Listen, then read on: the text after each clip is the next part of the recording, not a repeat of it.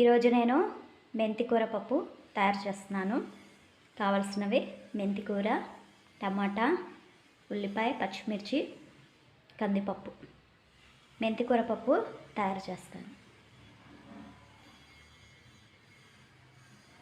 దీంట్లో 2 పచ్చిమిరపకాయలు యాడ్ చేసుకొని పప్పు ఉడికించుకోవాలి. ఇప్పుడు పప్పులో కొంచెం ఆయిల్ వేసి ఉడికించుకోవాలి. దీంట్లో టమాటా ముక్కలు వేసి ఉడికించుకోవాలి పప్పుని.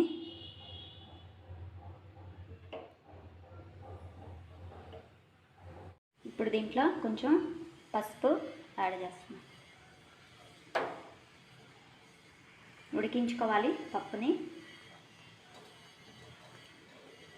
మీడియం ఫ్లేమ్లో పెట్టుకొని పప్పు ఉడికించుకోవాలి. పప్పులో సన్నగా కట్ చేసిన మెంతికూర కడుక్కొని వేసుకోవాలి.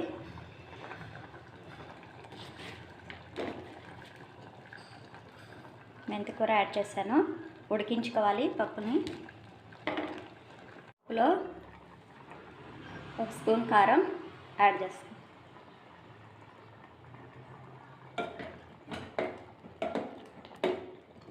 ఉడికించుకోవాలి కారం యాడ్ చేసి.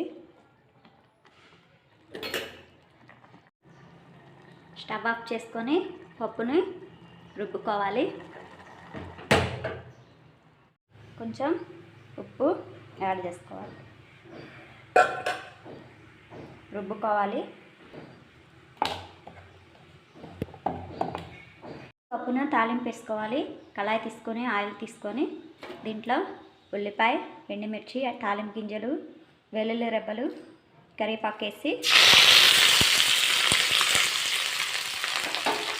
వేయించుకోవాలి. తాలింపుని పప్పులో యాడ్ చేసుకోవాలి. ఒక బౌల్లోకి తీసుకొని తాలింపు యాడ్ చేసుకోవాలి.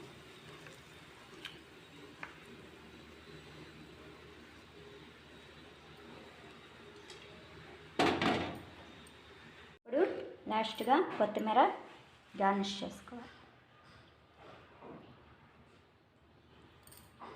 ఇదండి ఈరోజు నేను తయారు చేసిన మెంతికూర పప్పు. మెంతికూర ఫ్లేవర్ చాలా బాగుంటుంది. వేడివేడి అన్నంలో వేసుకొని తింటే ఈ మెంతికూర పప్పు చాలా బాగుంటుంది. ఈ వీడియో కనుక మీకు నచ్చితే లైక్ చేయండి. నా ఛానల్ని సబ్స్క్రైబ్ చేయండి. Thanks for watching.